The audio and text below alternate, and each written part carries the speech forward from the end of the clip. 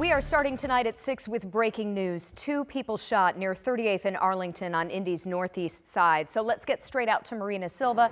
She's live at the scene, which is Whittier Place. So Marina, what have you learned there so far?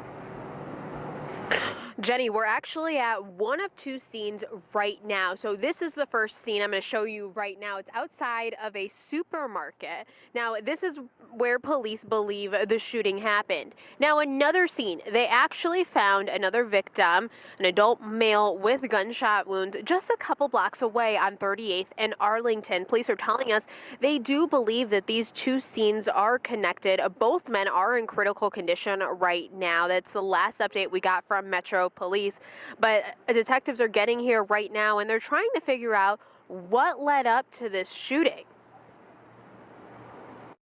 Whatever it is, it can't be that serious to where you have to pull out a firearm and hurt someone. We've made a significant number of arrests when it comes to homicide investigations and or aggravated assault investigations. So hopefully that message is being put out there that you will be held responsible if you don't understand how to resolve conflict resolution and you're doing so by picking up a firearm and hurting someone. Now, where we are right now is very close to a neighborhood. Since we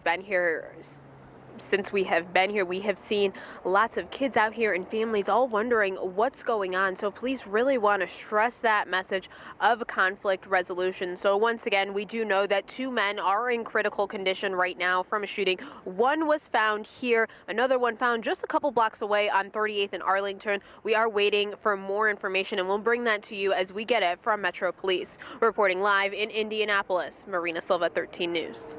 All right, Marina, thank you. We'll post those updates on WTHR.com.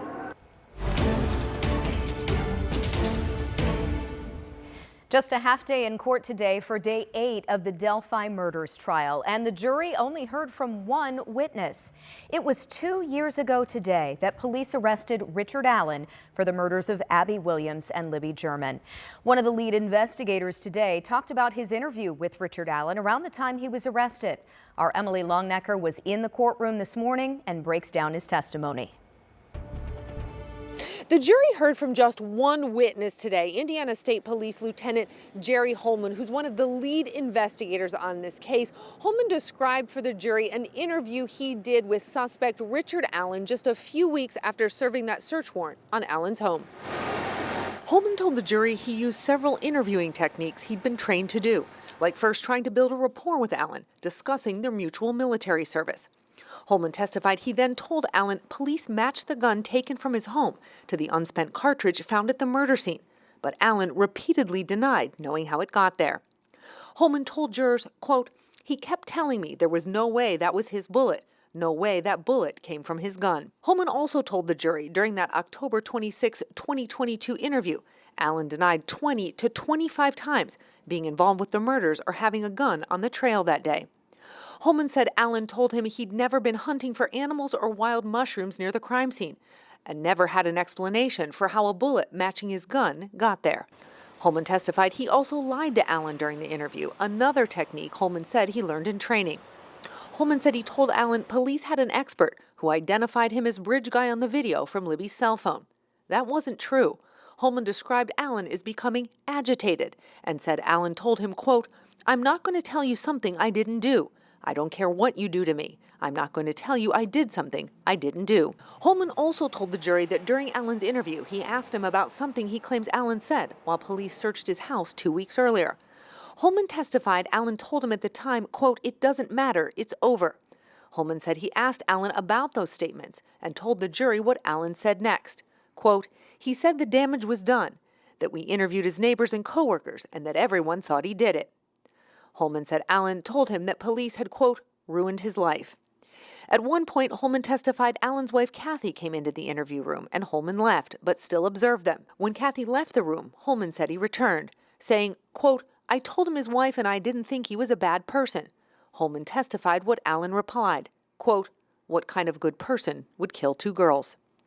At some point, Holman said Allen told him, quote, "Take all your evidence and just arrest me." When the interview was over, that's what happened. The defense tried to go after the tone of Holman's interview with Allen. In cross-examination, attorney Andrew Baldwin asked Holman, quote, "The nice, calm guy on the stand isn't the same guy Richard Allen experienced in 2022, is it?" Holman replied, quote, "It is."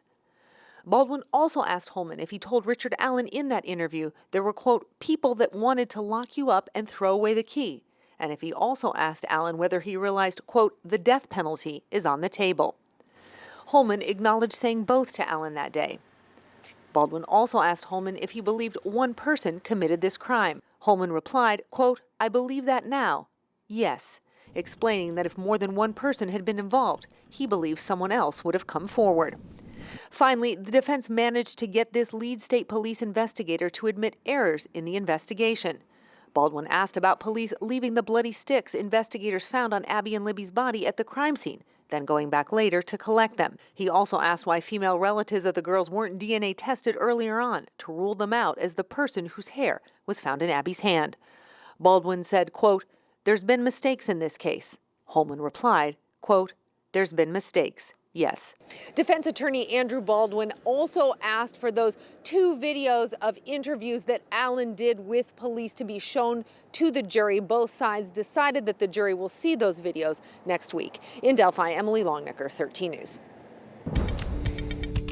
All right, let's talk about our forecast. Plenty of sunshine for today. We did have a very seasonable day. Temperatures were a little closer to where they should be for this time of year. 60. Sunshine's going to continue, but now that we're losing some of the sunshine, and once the sun sets, we'll take these 50s and 60s, and we're going to see them very dramatically drop through the 50s into the 40s. We'll end up in the 30s during the overnight. I think most of the skies will stay clear. A couple of passing clouds could be possible, but expect overnight lows in the 30s. I've got 80s in the 7-day.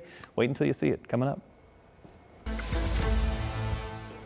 Now to Decision 2024, and voters in Marion County now have more options to cast their ballots before Election Day.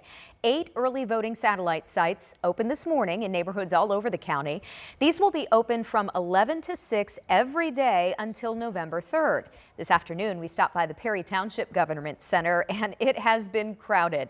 Some voters telling us they spent hours waiting in line. I saw a crowd that went all the way around behind the building, all the way down the side, the front, and around and back through and in. It was huge. We are waiting for the clerk's office to update us with today's voting totals. Through yesterday, more than 19,000 people had cast early votes at the city-county building downtown. That number is about 9,000 below this point from the 2020 election. We are just 9 days out now from this election day, and in the presidential race, both Donald Trump and Kamala Harris are pitching their campaigns this weekend to voters in the Rust Belt. Harris is in Michigan. She's at a Get Out the Vote event with former First Lady Michelle Obama. Last night, Beyonce joined Harris on stage in Houston, Texas. Harris says her trip to Texas gave her a chance to talk to voters about the importance of reproductive freedom. Meanwhile, Donald Trump's rally planned for last night in Traverse City, Michigan, started 3 hours late.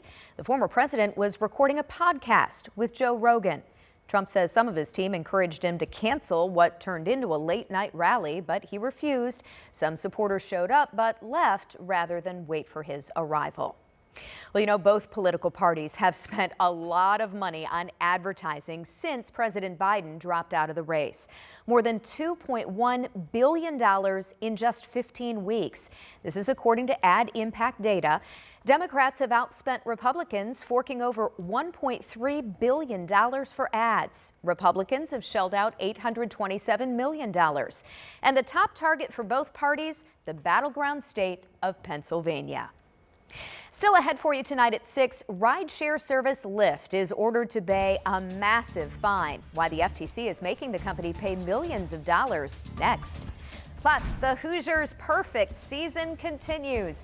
The play on the field and the national attention for fans as IU hosts Washington at Memorial Stadium.